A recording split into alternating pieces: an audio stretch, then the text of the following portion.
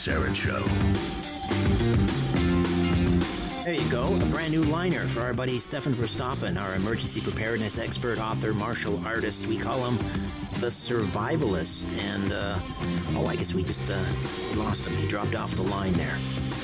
But he'll be joining us shortly to talk about bugging out and emergency funds. We now have Stefan Verstappen, the website formingcommunities.com, and chinastrategies.com. Hey, Stefan, welcome back. How was your Hey, Richard, how you doing? How was your Firecracker Day? Did we have Firecracker Day? No, that was Memorial Day weekend in the U.S., but our May 24 was like the last weekend, wasn't it? Yep, last weekend. That's all right, yes. But I haven't spoken to you since then, so... Oh, that's right, yes, because we were off, yes. Yep. No, we had a pleasant Victoria Day weekend, and I know it was an American holiday this past weekend, but I think Memorial Day should be celebrated or commemorated, let's say, by everyone in the West. We owe so much to our soldiers. So we're going to talk about bugging out and emergency funds. So we've talked about bug out bags, things that you need. You put in some sort of a backpack that you're going to need for 72 hours to survive. We talked about that. So what specifically about bugging out did you want to cover today?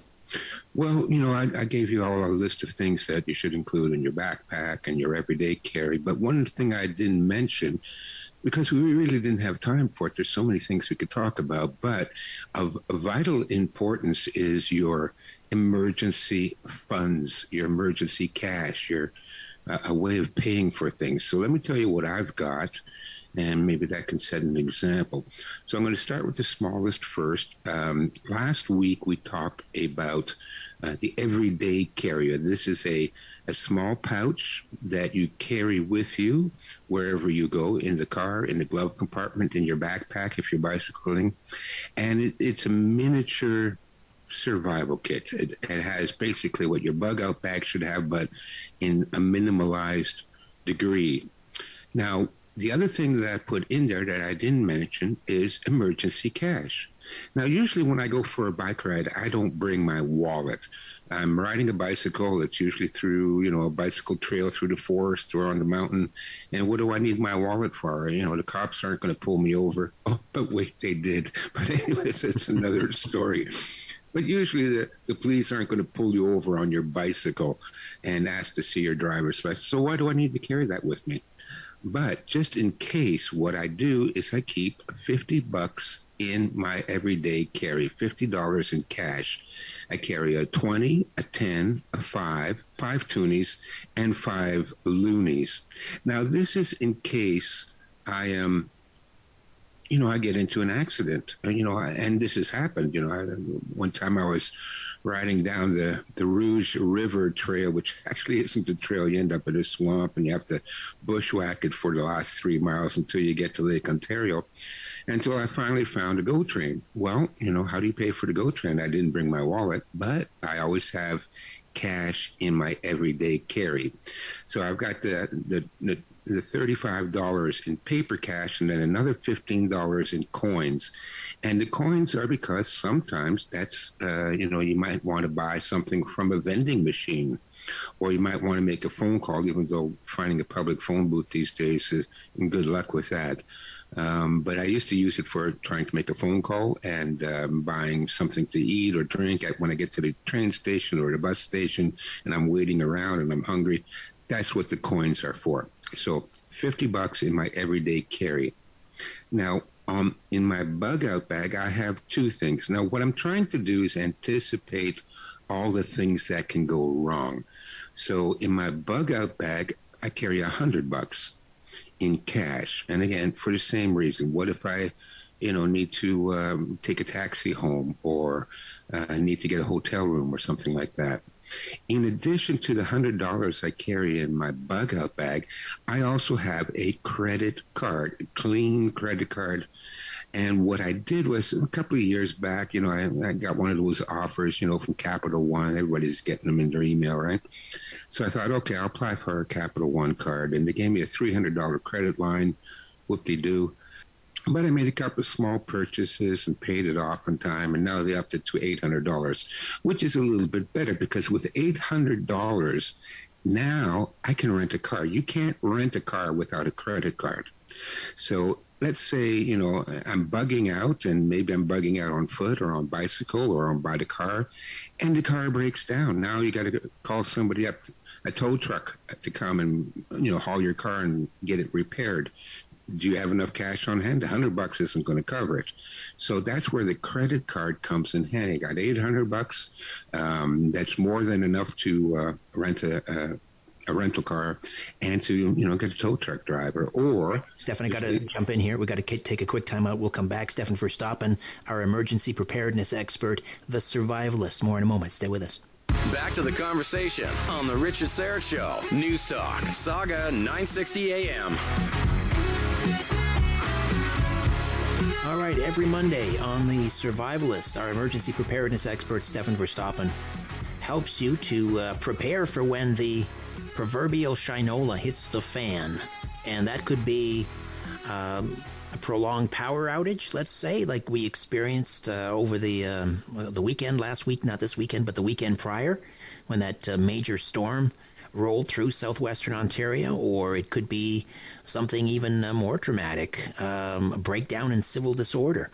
Right now we're talking about bugging out. In previous weeks we've talked about a bug out bag and an essential carry bag, things that you should have with you all the time. Survival tools, in other words. Right now we're talking about emergency funds. So the importance, though, of always having some cash on hand.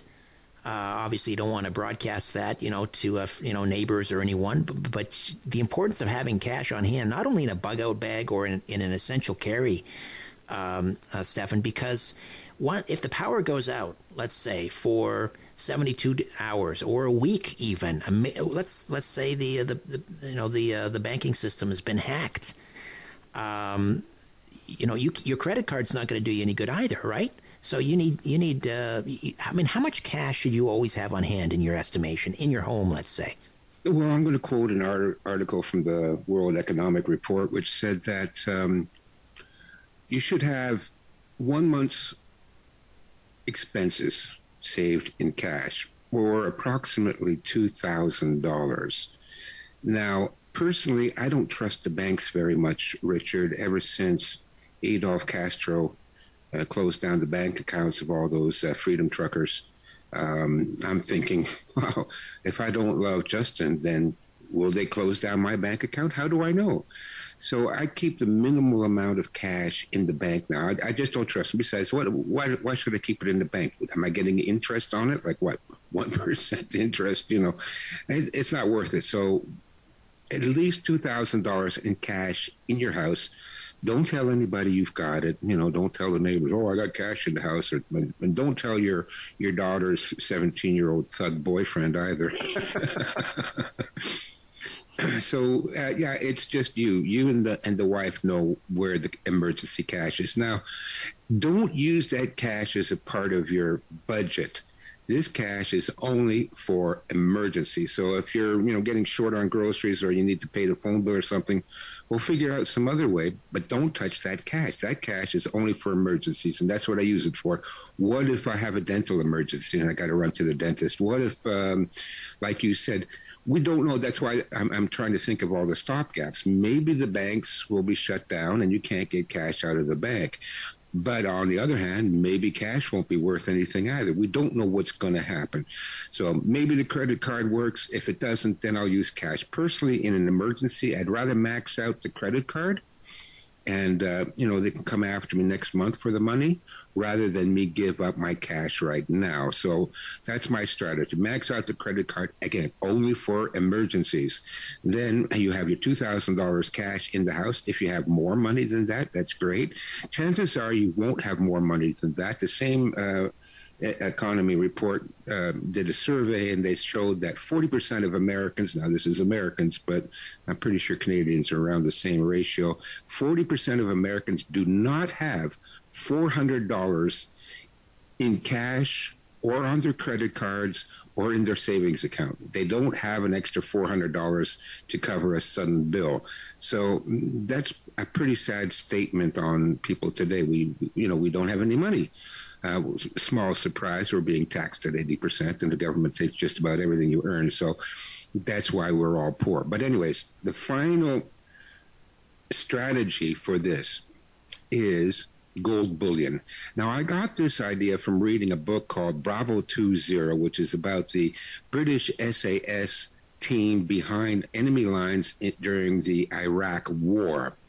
And what I found out by reading that book, because I read all the books when I was writing my book, Art of Urban Survival. I read, SAS, Green Beret, military training, you name it. What they had is they had 20 gold sovereigns sewn into their belt. And this was in case of an emergency. They had to buy a camel to get out. They had to buy a cheap pickup truck to transport their wounded or whatever. Gold is universally recognized, and so they had 20 gold sovereigns in their belt so that they could, maybe bribe a border guard to look the other way. It turns out that this is a very old strategy. It dates all the way back to World War II, where paratroopers and airline pilots were issued an escape and evade kit. And in that escape and evade kit was an expensive watch, 2 gold rings, a gold coin. And again, we've seen it in the movies. You're at the border check, the guy doesn't want to let you through, and you go, hey, see this nice expensive watch? I'll give you this watch in exchange for just turning the other way while we cross the border. This was done on purpose, and soldiers were equipped with gold and watches and things like that. So I recommend the same thing. In your bug-out bag, if you have a waist belt, I would recommend you loosen a couple of the stitches at the top, and you stick in there whatever you've got. Now, I've got 5-gram gold bars. So if I can stick, 4 or 5 gram gold bars, that's $2,000 in gold in the webbing of my bug out bag. And again, you're not likely to get robbed for it because nobody's going to know you got all this gold in the webbing. They can, seize you at gunpoint and take your backpack and empty it out and all that, but you still got the gold in there. And that is a last-ditch emergency if you have to buy supplies or medicine or you have to bribe somebody. All right. Your emergency funds for your emergency bug out. Formingcommunities.com and chinastrategies.com. The survival library, complete downloadable library on everything you need to know about urban survival. Is that at China Strategies or Forming Communities? Both websites will have a link to the survival library where you can download it. Fantastic. All right. And very quickly, the Forming Communities online course. Tell us a little bit about that and how to sign up. Well, you'll have to go to, again, the website, click on the link. It's hosted on Autonomy, which is, what's his name? I forget the gentleman's name. He's he's the one who founded Tragedy and the Hope, the website. And they host a program, and it's, I forget how many, like 8-10 hours material. And it's basically telling you how to form a community to survive what's coming. And it goes into all the details, the legal considerations, the psychological, the organizational, it goes into all those details. And if you want to form a community, and it's not easy to do, it's very difficult. Richard, you know what I'm talking about. Yes. You were forming communities with the homeschooling network. Once you get it up and going, it's beautiful.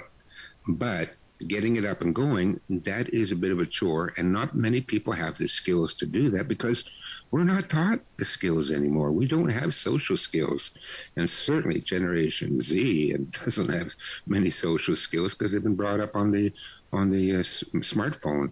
So this will give you the skills you need to start a community to work together to survive whatever's coming. And we'll talk about more about forming communities in the coming weeks. Stefan Verstappen, our emergency preparedness expert, author, martial artist, and the survivalist. He joins us every Monday. Thanks, Stefan. Have a great rest of the week. Thanks, Richard. You take care. All right.